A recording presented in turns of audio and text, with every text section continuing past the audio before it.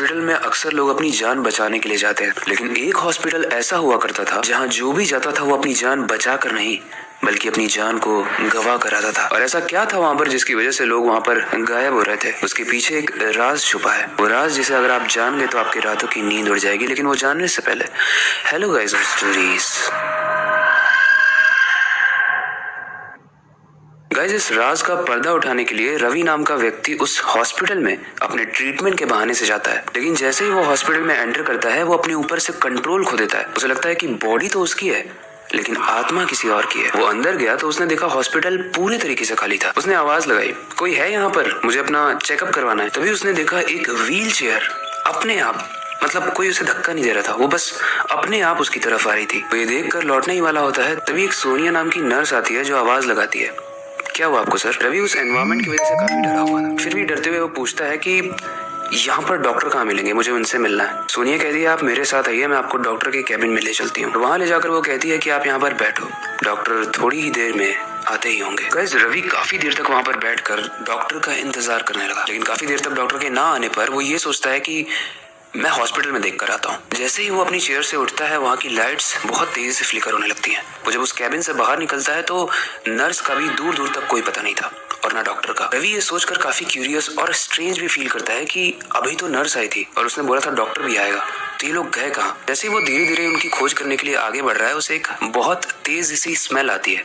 वो स्मेल उस हॉस्पिटल के बेसमेंट से आ रही होती है। अब रवि जैसे जैसे उस बेसमेंट में अपना कदम रख रहा है उसकी धड़कन तेज हो रही है। लेकिन एट द एंड जैसे ही वो बेसमेंट में पहुंचता है उसे बहुत तेज से आवाज आती है और जब तक वो सामने वो देखता है कि वो नर्स हाथ में चाकू लेकर उसको मारने के लिए आ रही है। वो उसे झटक कर नीचे फेंक देता है और चिल्ला कर बोलने लगता है, तुम ही हो ना, तुमने इस हॉस्पिटल को बदनाम किया है और तुम ही हो जिसने सबकी जान ली है। ऐसे में वो नर्स स्ट्रेंज तरीके से रोने लगती है और बोलने लगती है कि प्लीज मेरा भरोसा करो, मैंने कुछ भी नहीं किया है। तो रवि बोलता है कि अगर तुमने नहीं किया है तो किसने किया है, मुझे पूरी बात बताओ। तब वो नर्स बताती है कि मैं पिछले 2 साल से यहाँ पे कैद हूँ और डॉक्टर अभिषेक जिसके नाम से यह हॉस्पिटल फेमस है वो यहाँ पर 2 साल से है ही नहीं। रवि बोलता है डॉक्टर अभिषेक है ही नहीं मतलब? रवि कहता है तुम झूठ बोल रही हो, क्योंकि डॉक्टर अभिषेक का ही तो नाम लेके सब यहाँ पे अपना ट्रीटमेंट करवाने के लिए आते हैं, तो मर कैसे सकते हैं? सोनिया कहती है मेरी बात का विश्वास करो, डॉक्टर अभिषेक 2 साल पहले ही मर चुके हैं। मरने के बाद आज भी वो यहाँ पर भटकते हैं और उनका थॉट प्रोसेस टोटली चेंज हो चुका है। वो ऐसा मानते हैं कि जो भी इंसान हेल्दी नहीं है उसे जीने का हक नहीं है, इसलिए जो भी यहाँ पर ट्रीटमेंट करवाने आता है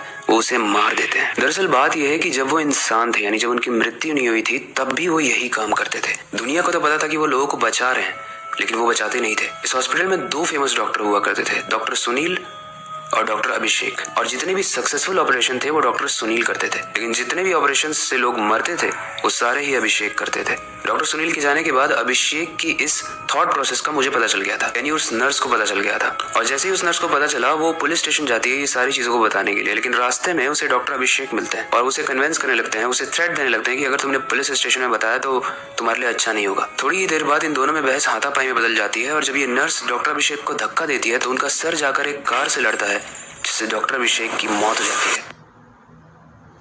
और जब से डॉक्टर अभिषेक आत्मा बना है वो इस नर्स को कहीं जाने नहीं देता और इसे बहुत तंग करता है और अब अपने सारे डार्क डिजायर्स को खुलकर फुलफिल कर रहा है, यानी लोगों को मारकर। वो नर्स कहती है कि मैंने यहाँ से बहुत बार कोशिश की है भागने की, लेकिन मैं भाग नहीं पाती क्योंकि डॉक्टर अभिषेक मुझे रोकता है। रवि ये सारी चीजें सुनने के बाद बहुत ही दुखी फील करता है। वो सोचता है कि मैं ऐसा क्या करूँ कि इस लड़की की मदद हो पाए। तो दिलासा देते हुए नर्स को कहता है कि आप टेंशन मत लो, मैं आपको यहाँ से बाहर निकाल के रहूंगा। सोनिया कहती है ये बहुत मुश्किल है क्योंकि मैंने कई बार ट्राई किया, बट रवि कहता है कि मैं अपनी पूरी कोशिश करूंगा तुम्हें निकालने की, तुम बस निश्चिंत रहो। लेकिन गाइस अब थोड़ी सी स्ट्रेंज चीज होने वाली है। रवि उस नर्स का हाथ पकड़ता है और उसे हॉस्पिटल से बाहर ले आता है। नर्स ये देख के शॉक हो जाती है कि तुमने ये कैसे किया, क्योंकि आज तक मैं बाहर आ ही नहीं पाई, तुम मुझे कैसे लाए? रवि बोलता है वो सारी चीजें तुम मत सोचो, तुम इस चीज की टेंशन मत लो, मैंने तुम्हें बाहर निकाल दिया, मैंने बोला था ना। तभी वो नर्स रवि को थैंक यू बोलकर जा ही रही होती है, लेकिन रवि कहता है हम फिर मिलेंगे। पहले वो नर्स बहुत खुश थी तो वो खुशी में कहती है हाँ हम जरूर मिलेंगे बाहर कभी। ये सुनकर रवि मुड़ता है और वापस हॉस्पिटल के अंदर जाने लगता है और उस डॉक्टर अभिषेक के कैबिन में जाके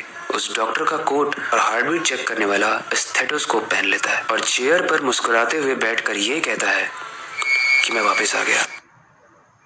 वैसे कहानी मैंने पढ़ी थी, लेकिन ये कहानी पढ़ने के बाद हम बहुत सारे अपने इंटरप्रिटेशन लगा सकते हैं कि ऐसा क्या हुआ था।